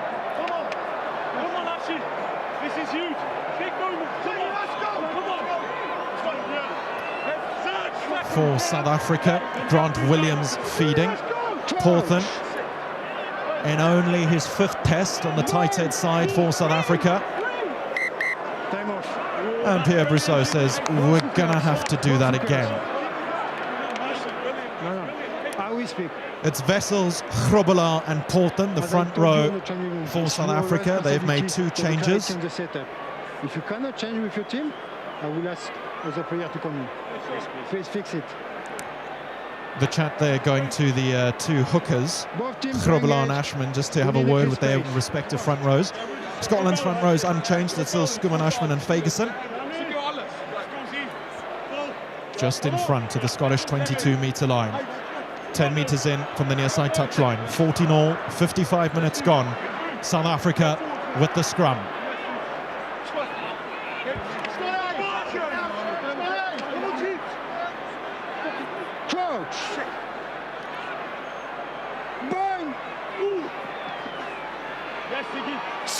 It's a solid hit from both teams. The ball comes and it goes down. Pierre Brousseau says both teams have collapsed. I think that's fair enough. It's picked up by Ulrich Loh off the back, who's come on for Evan Roos. Pierre Brousseau calls tackle. Scotland take a while to release it, but the ball comes now for Williams, who passes to Du Toit. They're inside the 22, South Africa. Move the ball towards the post. Paul de Villiers with a strong carry towards the goal line. They're halfway. Nortje takes it into contact. Williams again. And now they're past that halfway mark. It's a pick and go for South Africa. They're 7 metres out. The coaches watch on in anticipation. Edwil van der Merwe calls it from the right-hand touchline. It all calms down a little bit as Grobbelaar takes it into contact. And the Springboks go back a little bit, but Paul de Villiers and co look to rectify that. Ulrich Loh with a strong carry. Ben Jason Dixon then. South Africa playing under penalty advantage. They're 7 metres away. They move it towards the near side touchline. Willemse, he offloads to Quan Horn, who's caught in the corner, brought down a metre short. Williams finds Peter, Steph, Du Toit, who's brought down a metre short on this near side touchline, and it's a quick ball for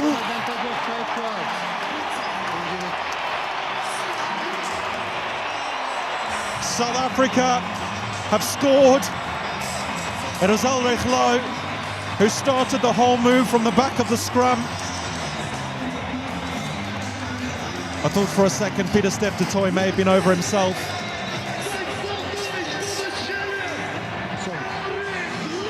But it was Ulrich Lowe who went and scored between the 5 and 15 metre markers in from this near side touchline. And Handré Pollard retains the kicking duty. South Africa, after 30 minutes, score again. And Loftus finds its voice once more.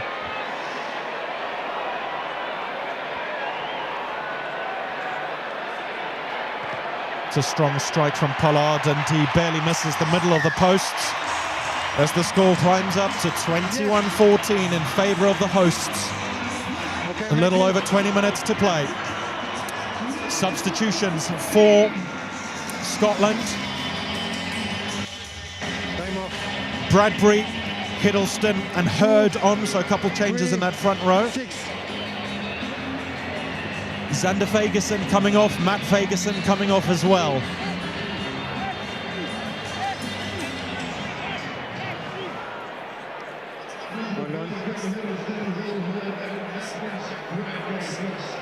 Yeah, I saw the 6 now. Time back on. Finn Russell gets us back underway. It's picked up by Ruan Nortje, just outside his 22 on the near side. You play on the ground. No, you play on the ground. It's a penalty to South Africa. No, you rip on the ground. It's Josh Bayliss being penalised there, the number 20 of Scotland, for playing the ball on the ground. And it's a cheap penalty to give away as Quan Horn now kicks for touch. And it's a bit of a torpedo that finds its way to the halfway line, just inside South Africa's half. You rip on the ground, not more. Grobelaar will throw in.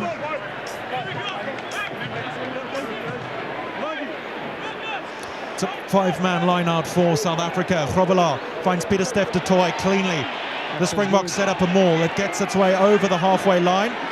A couple Scottish players called away, but they swing around and interfere, so the Springboks have advantage as it makes its way to the 10-metre line, and it's still going. Williams plays off the back, finds Handré Pollard, finds Quan Horn, and they charge down the left-hand touchline. Damian Willemse makes his way to the 22, no support with him. Edward van der Merwe with the ball now, advantage is over. And South Africa have a clean break for the line, brought down just short. It's a try. Damian Willemse was instrumental in that period of play. He helped spread it wide while they were still just inside the Scottish half. Then he broke down the left-hand touchline, the far side touchline. Drew a couple defenders, stepped inside, offloaded, was there to regather the ball at the ensuing ruck, and then charged down the left-hand touchline, stepped inside and scored. But this will be looked at. He may have lost control of the ball in the act of scoring. I think this is going to be checked. I think it's going to be checked. Thanks, Richard. It was checked, I think. Very good, thank you. In the background.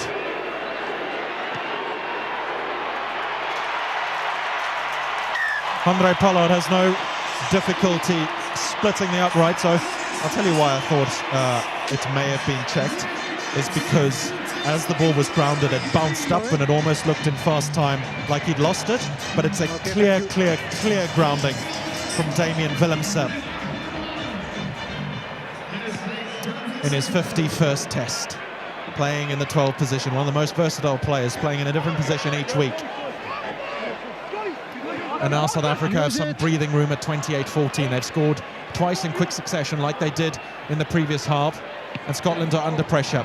The restart was gathered, and the box kick comes from Grant Williams. It's gathered extremely well by Dobie, just beyond the Springboks 10-metre line.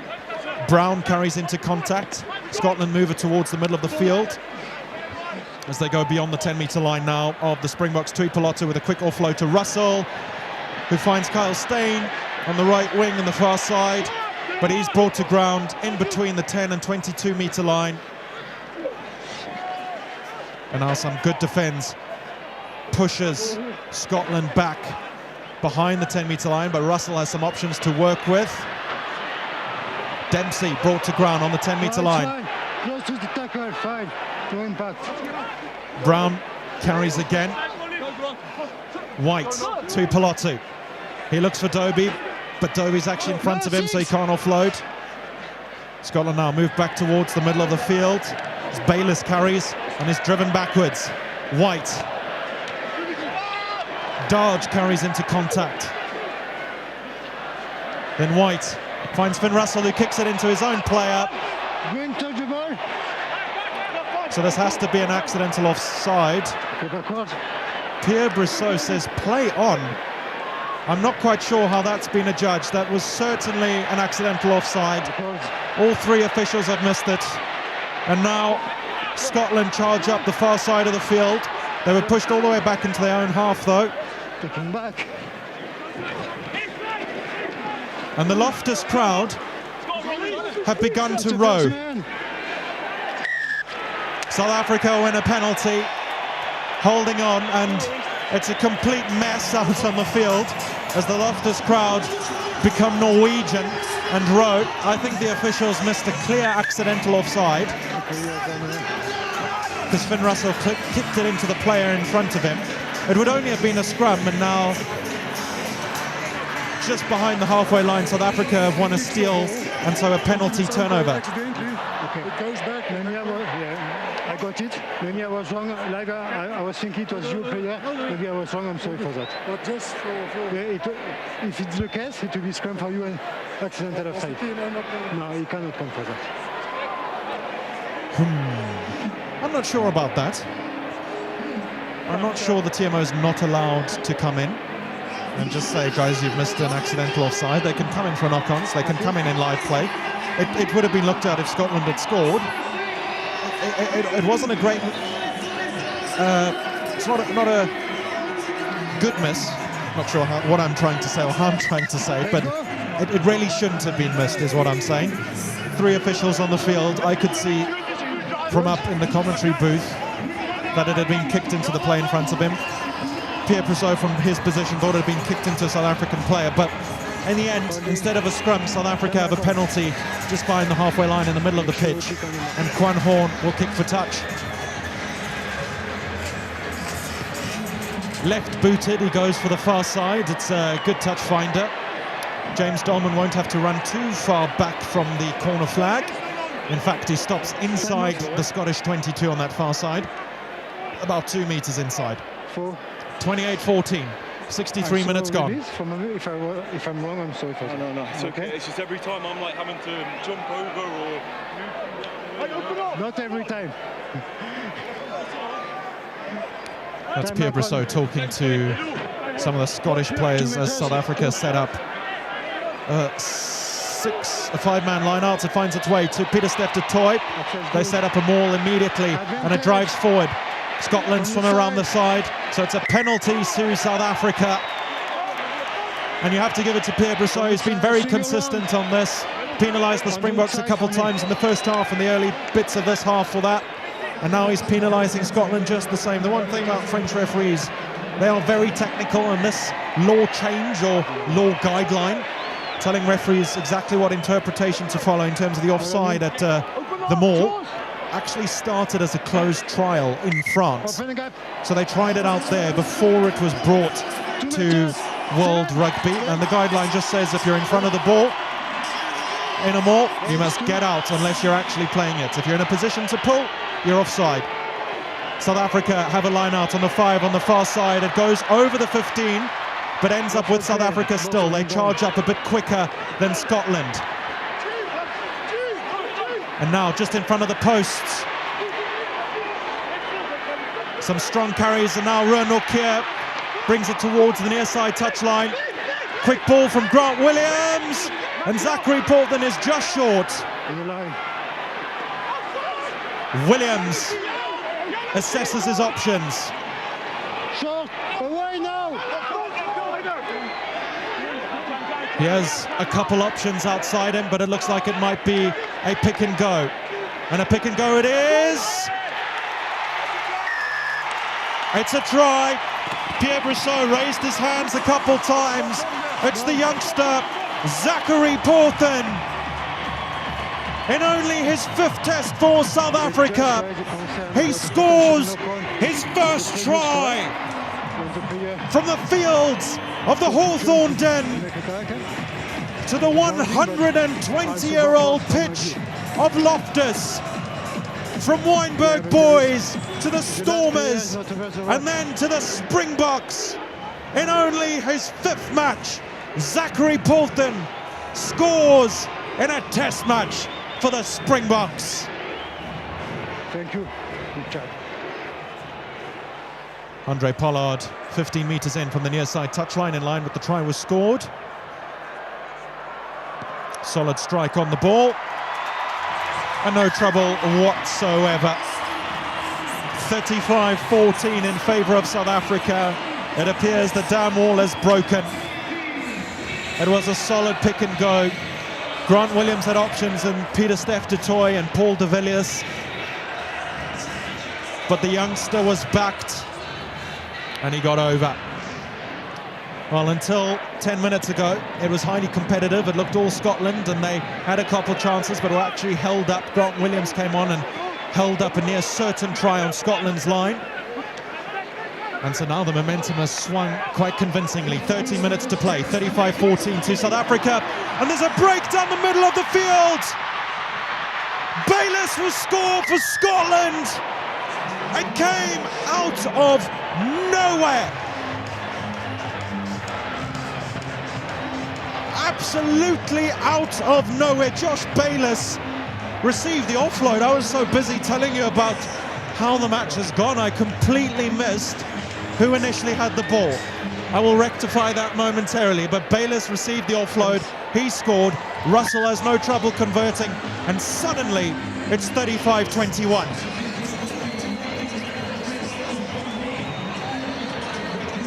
Ruan Nokia missed his tackle. I believe it was Cummings.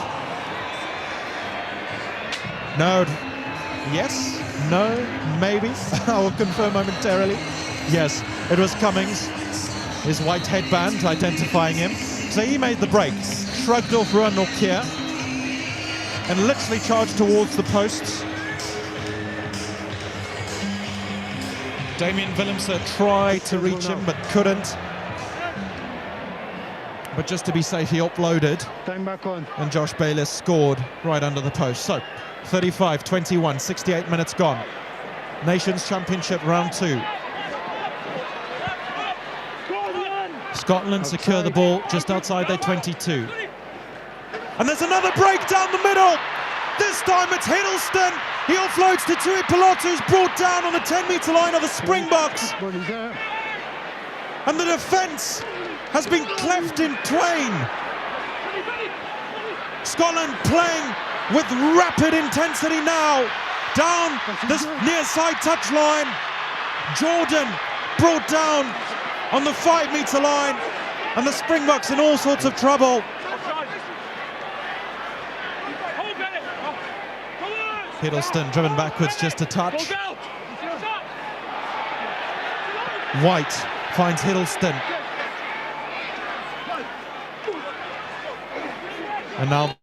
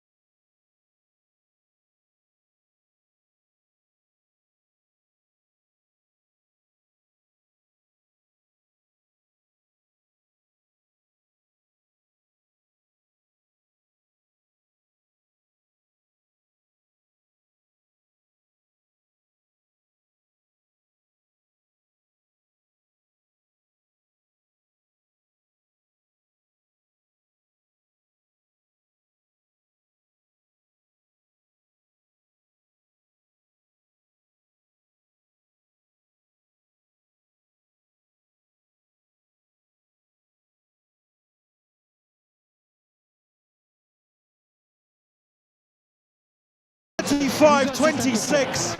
No, please respect the process with the guys behind the post. We're checking the clear knock-on. Yeah, we will have a look. Yeah, a little bit cheeky from Peter Steph du Toit saying, are you checking the clear knock-on? And Pierre Brissot says, respect the process. If there is a knock-on, we'll look at it. But you see the impact of a captain's little word. Pierre Brissot has said, Richard, any knock-on in there?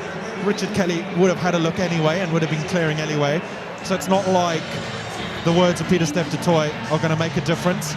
Zachary Porthen was the last defender beaten by White, who picked Went himself, had about 7 meters to make it to the line and stepped outside Porthen and was tackled on the 5. And for a scrum half to still make it and be able to reach and score when someone as big as Zachary Porthen's in your path, it's quite impressive. The conversion trivial for Russell. So it's 35-28 with 9 minutes to play. Anything could happen. This is Nations Championship Rugby. The best of the North against the best of the South at Loftus. Hiddleston carries outside his 22. He's been immense since he's come on. Tuipulotu finds Russell, who sends it wide to Rowe. The crowd beg for a forward pass, and probably not unjustly either. But then the ball finds its way to Cummings, who gets it inside to Brelly, who's broken down the field and brought down 10 meters short of the 22. Stepping back, Bradbury with an excellent carry, and now Scotland are attacking again. It's a kick across the field, and it's been knocked on by Kyle Steyn. And so South Africa will have a scrum 7 meters out. But since the 65th minute, when Zachary Porthen crashed over for his first ever test try for the Springboks, it has been all Scotland. Incredible breaks from Cummings, who then offloaded to Bayliss, who scored. Then Ben White going himself, scoring under the post after Hiddleston had a great break down the middle. 19. Kyle Steyn nearly gathered that cross kick from Tom Jordan, who's come on and is now playing in the full-back position. And if he'd gathered that, I'm not sure Quan Horn would have stopped him. Slightly pensive looks from the Springbok coaching staff. Rassie Erasmus, with his hand in front of his mouth, is shouting energetically and animatedly into his microphone. Shake of the head from Eben Etzebeth. Glasses on, it's not something you usually see from him. But he's having a good look with Felix Jones and the other technical analysts at the screen. Vincent Chituka was on the field and is now off the field. So it looks like Paul de Villiers is still on. I think this is an HIA for Vincent Chituka. He came on in a bit of that chaos. I apologize for missing it. He came on in the 66th minute. We're now in the 73rd, but in that 66th minute, 2 tries were scored soon after, so I missed it. Apologies. He came on for Paul de Villiers, and now they've subbed back as they were. I believe that's because Vincent Chituka will have an HIA. South Africa's scrum on the 5-meter line, on the far side touch line, 10 meters away from their own in goal. It's a solid hit, but then a bit of instability comes from both sides. And everybody thinks they know what's going on, but Pierre Brissot says we'll have a reset, and the important thing is that the clock keeps ticking down. Less than 6 minutes to play, 35-28. 1 goal, 1 converted try in it. Make sure you are not pushing on the shoulder with your head. Keep your left foot, don't push on the shoulder with the head. Let's go. I'm being a bit old school, calling a converted try a goal. But if you're a rugby journalist, or if you've read articles from sort of early 2000s, late 90s, it is actually called a goal quite a lot. the term seems to have fallen out of favour. The point remains, it's only a 7-point difference. This time the scrum's more stable before the Springboks get a shove.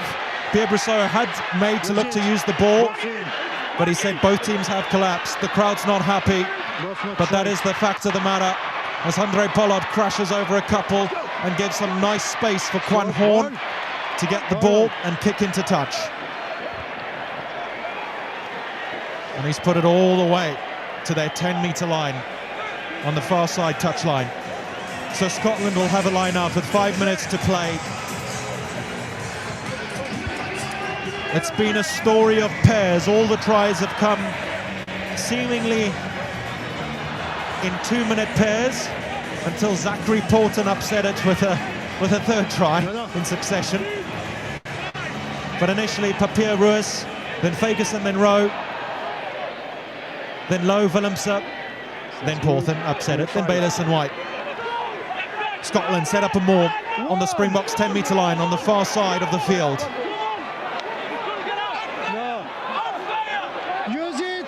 Scotland playing right to left as White manages to get it out to Tuipulotu, to Russell, who then finds Jordan. He's driven backwards and brought to ground. Kyle Steyn has to clean, he does. And then Tuipulotu cleaves his way through the middle and he's charging towards the far touchline, but Apelile Fassi's there, gathers him just outside the Springbok 22 and says, "You shall not pass." Hiddleston carries again, but brought to ground safely this time. White spreads towards the far touchline. Russell holds it a second too long, and his backline moves in front of him and he throws it into touch. And so the Springboks have a line out on their own 10-metre line.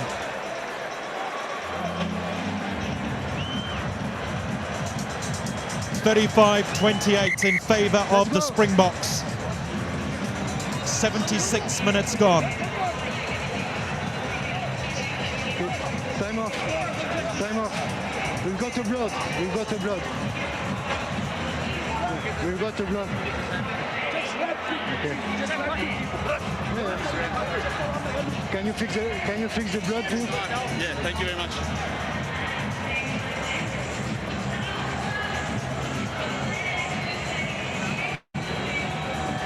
It's time off now and a quick water break.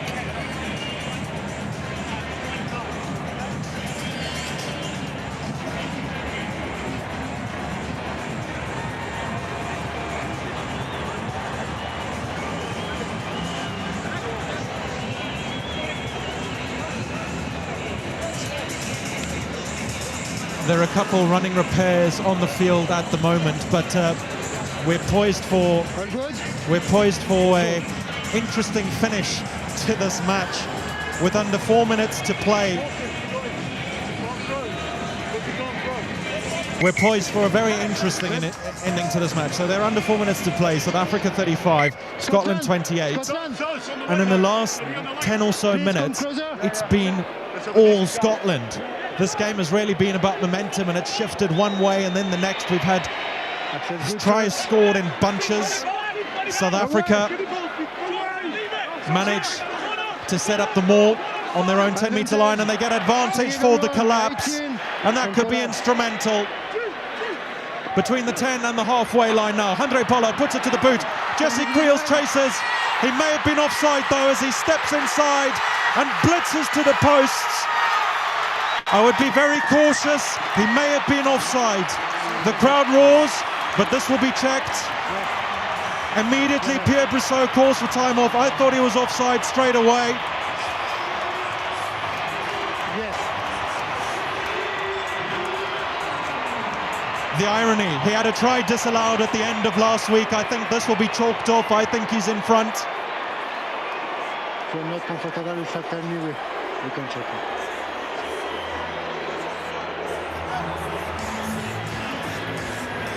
So the check is happening in the background.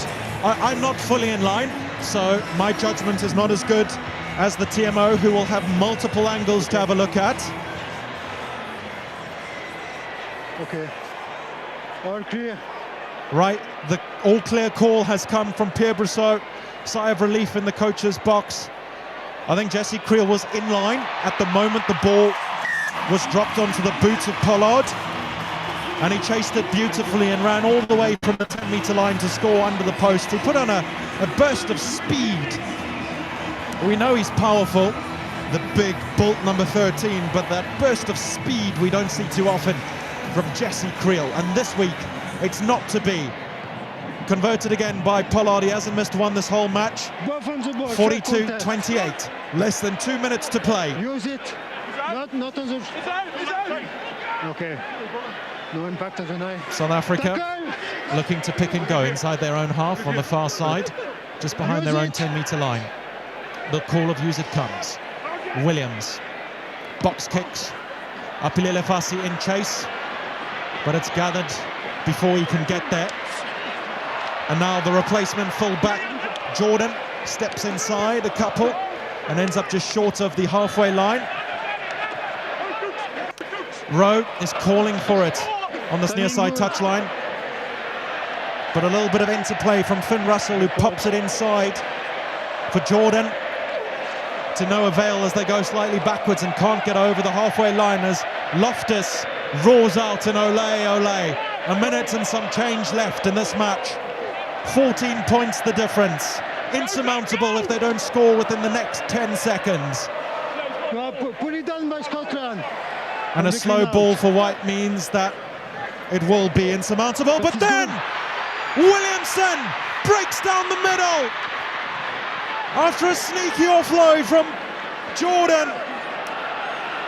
But then the ball is knocked on in the ensuing ruck, and that's that.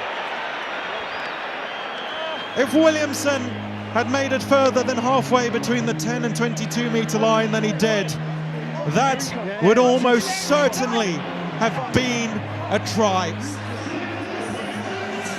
But in the end, Gregor Townsend can only watch on as what was a promising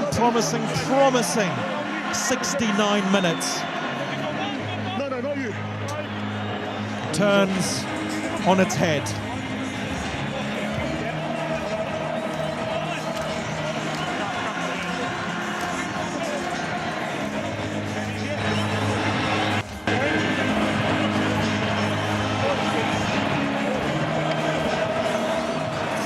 There really are few places in the world to watch rugby like South Africa. Here in one of the three capitals, Pretoria, the administrative capital, the crowd find their voice. And this is absolutely incredible. It's something you have to witness for yourself. But at least you get to feel it today. You get to enjoy it through our free audio-only commentary on the Springboks YouTube channel and Match Centre. We'll be back next week when Wales travel to Kings Park. South Africa have a scrum 10 metres outside of the 22, 20 metres in from the near side touchline. As the siren sounds, this will be the final act of the match.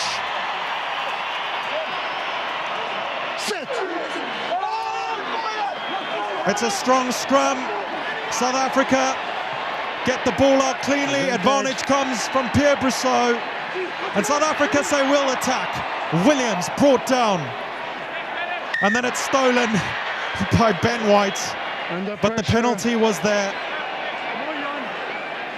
So this will be the final act of the match as Rassie and co watch on from the coach's box. Williams taps, kicks into touch, and South Africa are 2 from 2 in the Nations Championship. They defeat Scotland by 42 points to 28. And Loftus can breathe a sigh of relief.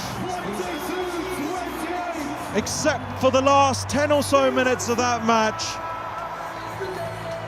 It was up and down, the momentum shifted. Hugs all round in the coaching box of South Africa. Mzwandile Stick shakes hands with Felix Jones. Rassie's in there. Jaco Paper, Don Human's got his bucket hat on. Here Benetsabet wearing glasses. He was up as a assistant coach this week. And shortly we will find out who is man of the match. Hopefully we won't have the issue we had last week of the wrong Damien being called. Well, we can't have that issue this week. It's literally not possible.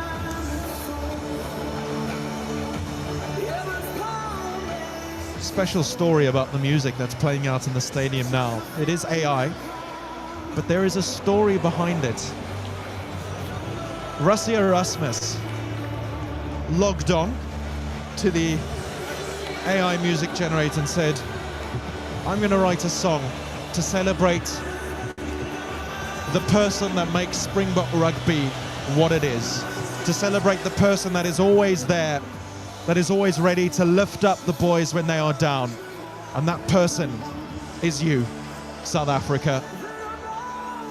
So this is a song, a love song from Rassie Erasmus to the fans of the Springboks as it rings out now in Loftus. The Springboks are 2 from 2 in the Nations Championship. Handré Pollard, our man of the match today. Handré, pretty tough game out there. John, yeah, very, very tough. We knew it was going to be a big challenge. Scotland's a very, very good side. They're very good at set piece, and they had us under the pump at big periods of the game. But I thought we showed a lot of character. That sort of third quarter, we let them back in, which is disappointing. But we got through it. So Handré Pollard announced as man of the match for the Springboks as the Loftus faithful begin to trickle their way out and celebrate and bask in the glory of another Springbok victory. It's going to have permutations for the Nations Championship. South Africa will remain on top, but New Zealand got a 30-point win over Italy earlier today, so they're also going to have something to say about that. France beat Australia 42-26 for their first win of the Nations Championship. Ireland picked up their second over Japan. England thumped Fiji 73-8 for their first win as well. Next week, Wales will travel to South Africa and they'll meet the Springboks at Kings Park.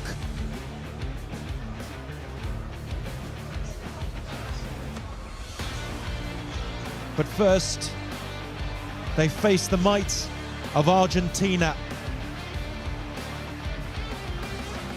tonight. It's the remaining fixture of the Nations Championship to date.